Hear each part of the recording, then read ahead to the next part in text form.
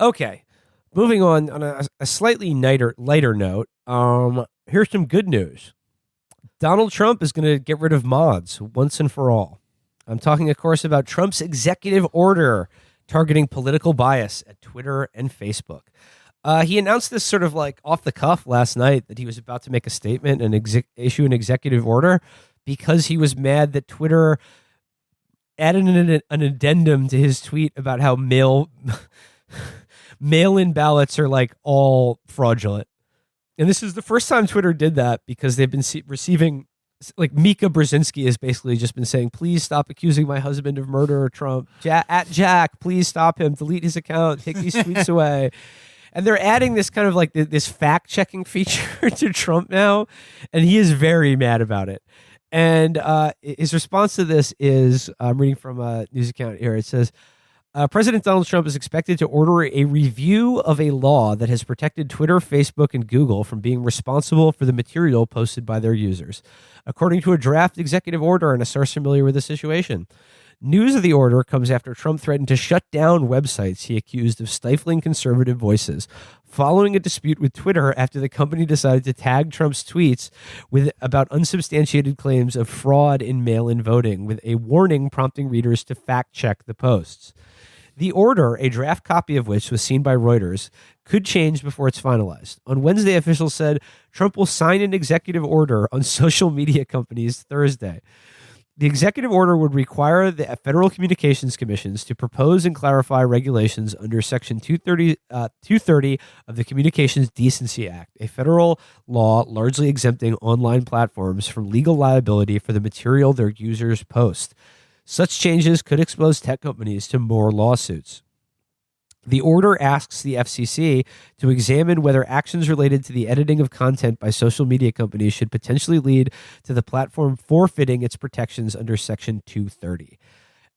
Basically, Trump's going to make it illegal for you not to like your Peepaw's posts on Facebook. All anyone ever wanted out of him. He will have finally made America great again. And the weird thing is like Trump being on Twitter is just such like a singular interesting thing because it causes like so much weird consternation and agita, right? Because like obviously Twitter and all of Silicon Valley, certainly Facebook and Google, are like deeply evil, and we should honestly be very skeptical of the ideas of like how much of our expression and like the news like is monitored, controlled, or regulated by these companies. Because like, you know, since Trump has become in office and like everyone's panicked about Russian bots or whatever, there's been this like this big push to like have companies like Facebook or Twitter or Google act as sort of like our social conscience and sort of moderate the experience and such that like it sort of nudges people away from like stuff that will make them insane, and like just tell them like, hey, just so you know, like this is the bad food. These are the bad posts. But like, hey, look at these good posts, and like look at like all of the fact checkers that have signed off on it. And on one level, Trump's statements about mail-in voting is flatly untrue. And it's like pure propaganda. I mean, it's completely irresponsible and insane and wrong. But it is weird as well that like how much people are willing to let these private companies essentially become fact checkers for the content posted on it, which I think is also very frightening to think about when you know about like the people who work for these companies. I mean, that's idiotic. They did this with Facebook. I mean, one of the most idiotic liberal things was the obsession with fucking Facebook and being convinced that if there's no Facebook, they win every election, which even if that's true, what does it say about you? But they got Facebook to acquiesce and be like, yeah, we'll fact check. Who did the Facebook get but people from Daily Caller, people from the Atlantic Council? It's almost as if fact checking is a very fucking nebulous term that isn't divorced from ideology. Lo and behold, a lot of things that weren't at the original purview of this got censored by it. It just strikes me as this idiotic ban. Like, looking at everything now, like looking at the condition of this country, and your main thing is like fact checking on social media. It just strikes me as this type of delusion that you wish that was the problem. That you wish that if we could fix that, everything would be fine. Well, even more delusional than thinking that is one of the main problems we're facing is the fact that the solution you're seeking cannot work in the current moment. Fact checking appeal to an objective third party judge can only work if there's an agreed upon understanding of reality, which, yeah, we used to have. At least we had one that was broadly enough agreed upon that you could have like real, like some sort of generalized trust in certain institutions to arbitrate disputes and to accept those outcomes and to accept what their claim on truth was. That's absolutely gone. There's none. So there's no way that you could fact check anything that will do the job that you want it to do, which is convince anyone other than people who are already convinced that it's not true. What you want is something to point to change people's minds, to say, no, I'm right, and here's the proof. And that cannot exist anymore. That cannot happen. You cannot argue somebody out of a position that they are politically invested in now, because no authority can be appealed to that anyone will agree to respect the views of. And you know, again, like this is all a reaction to Trump becoming president, which is the thing that the media and like the establishment, broadly speaking, like just simply thought was impossible. And then when it happened, they had to like find an explanation for it. And I think for a lot of people, it was like, oh, the internet like lied to everyone because of Russia. Like Russia created memes that like suppressed the vote, which is, you know, fucking absurd. It's laughable. But like also it's a crisis of the fact that like never before as like the media as a part of our society or like an institution in it been less trusted and like had less power. And like overall, the information that you get like from like reading the New York Times or Wall Street Journal, if you base your worldview on that, I think you would have a better footing, a more informed footing than people who get into all of their news from YouTube. But the truth is, for the most part, especially if you're younger, but like this is becoming more broadly true of like almost everyone outside of, like I said, a very educated, like professional elite milieu. If you ask them like, you know, where they get their news from or who they trust, it's all just weird YouTube people and like fucking like, yeah, like online accounts, like these like non-professional, diffuse sources. I'm saying like the majority of which are insane, untrustworthy, and bad. But like, given what we know about the role of the way newspapers, TV journalism, the news broadly, like how badly that like they've misinformed and like consciously lied to the public is like, I'm not saying it's overwhelmingly a good thing that they're like that any sort of like a professional standard for presenting facts about the world as they happen has never been weaker, and like what it's being replaced with is just like pure. I'm sorry, anything on YouTube is bad. Trump, can we get rid of YouTube entirely? Like that's forget Twitter and Facebook. I just think like, yeah, it's the YouTube videos. I would very much like the government to get rid of all of them, except unless they're like movie trailers or, Felix, I guess in your case, video game frag highlights. Or I mean, where else are we going to preserve Rich Piano or Dan Quinn or Damoni Sex's archives? I think that should turn into a new oral tradition. Honestly. We should carry those in our minds and hearts and speak them to people around campfires. There are certain things in the original Demoni's video that I cannot say. Yeah, but it's just this massive like sort of crisis of confidence in that like the media, even though like there are good professional people who work for it still, and in the past has like basically you have to kind of understand the role they play in our society, which is managing democracy and our politics within a very kind of narrow framework of what is acceptable to talk about. And it's not even like, we've talked about this so many times before, like the most effective form of propaganda is just not talking about certain things. Like that's all you really have to do. Yes, yeah. And the fact that like the void is being filled or people are finding their own sources, like everything now, like whether it's entertainment or news or anything, like everything has become like just so individualized to these like micro audiences and like micro bubbles of reality that people can craft for themselves and live in constantly. And but the panic over like information or propaganda metastasizing on social media is I understand it, but I think it's foolish. And what's worse is I think a lot of the remedies that these people are proposing for it are like they're almost basically just calling for the FBI to take over control of Twitter. and like ban accounts for being rude, or like, I mean, like there's so many people on Twitter now who thinks that every single person they interact with is like either in Russia, like sitting at a desk in like a military base typing posts out, or like a computer algorithm written designed to like wind them up and spread disinformation. Well, the thing is, though, this is a new type of thing. Like social media companies, these platforms, that's never really existed before. And I don't think that we have really gotten our minds around what their implications are. Because obviously it's easy to point to conservatives who say, I want small government, but I also want the FBI to go to my grandkids' house and put a gun to their head and make them click like on my fucking meme that I put on Facebook.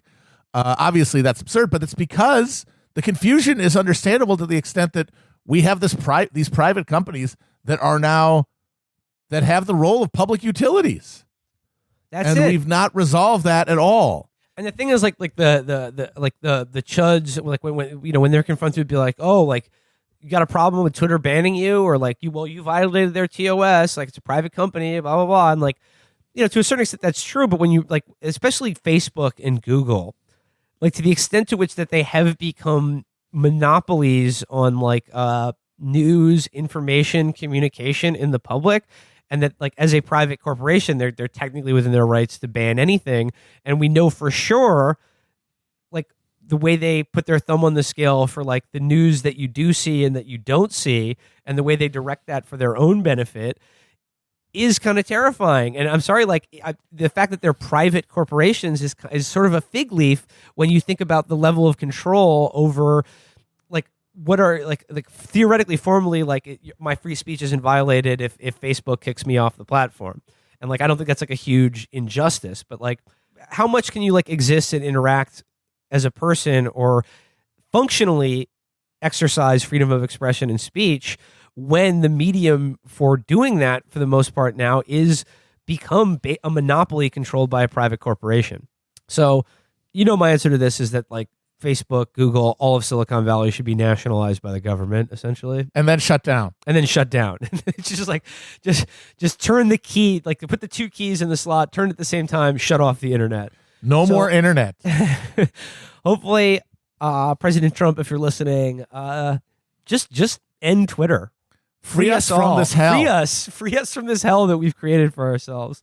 I mean, I like all this stuff about Twitter being like the hell set or whatever. It's like the only thing that's like really bad in and of itself with Twitter is the same problem that's been going on with the entire internet, which is that you have immediate quantifiable success for your posts. Putting numbers under posts was the worst thing that they ever did to the fucking internet, and that's not just Twitter. But after that's always never going to go away because it's addictive. They're never right. It's never going to go away because it makes people use it more. Yeah. But as always, the problem is the users. Yeah. If you're seeing bad posts, it's because you have bad users. It's because you yourself are probably a bad poster. Yeah, you have bad and you're friends. surrounded by other fucking bad posters, and none of you can craft an original thought. That's it. No, I agree. I'm obviously halfway kidding about how I want Trump to shut down Twitter permanently. Well, But Trump should make if Trump really wanted to, he should turn Twitter into a forum that everyone has to use. And there could be like a billion different subforums. Like there could be the gun subforum. There could be like the food review subforum. There could be everything.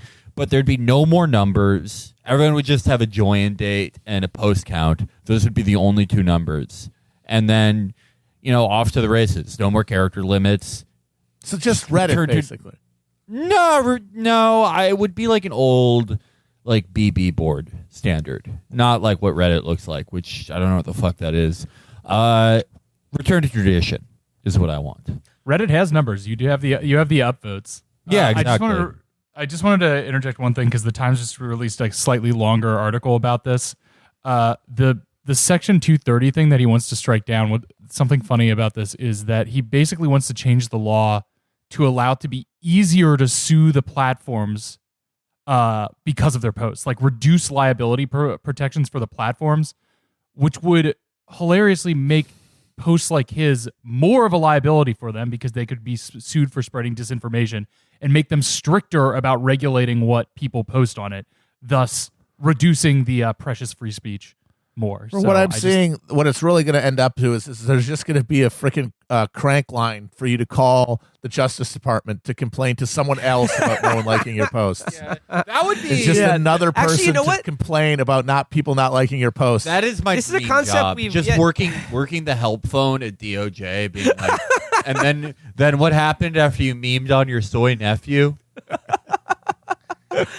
No, actually, my dream. You know what? This is actually a good idea. It's a concept we've talked about on the show before. The concept of the busy box. Where Yes. it's, yeah, just create a Yeah. hotline that all the cranks can just call and like just pour all of their energy and attention into, but essentially it doesn't go anywhere or do anything. It's just recorded and then thrown in the trash immediately. Did you- But as long as you have you create ever this seen- like Yeah. impression that like their complaints are being heard and addressed, but is essentially just a honeypot for antisocial maladroits of every kind.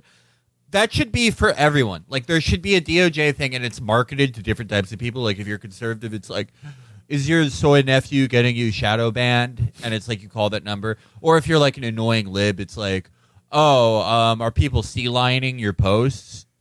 Call the FBI. And it just gets everyone. And I would go for like, you know that thing, the tilt? What is that? There's this thing called the tilt, which is like some fucking weird bullshit app that takes over your phone, but you vote on idiotic subjects. It's like, who's the hotter babe, Kate Upton or Megan Fox? Kate Upton, obviously. Where is this Yeah. fucking website? I need to Megan fucking Fox vote right now. Megan Fox. Yeah. No. What the Disagree. fuck? Disagree. Wrong. But it's like, and you can vote, and you can like, you just vote on a hot button social issue by like tweeting a hashtag.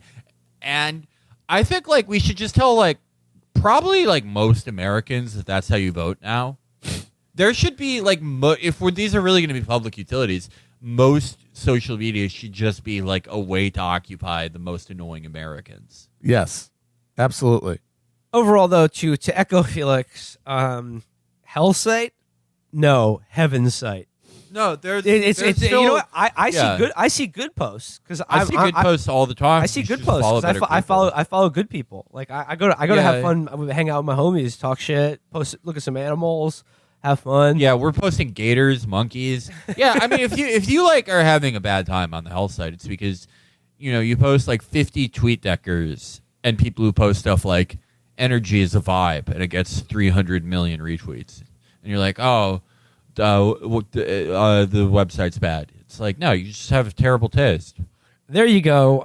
Be interesting to see what President Trump does with some more of these executive orders to protect his posts.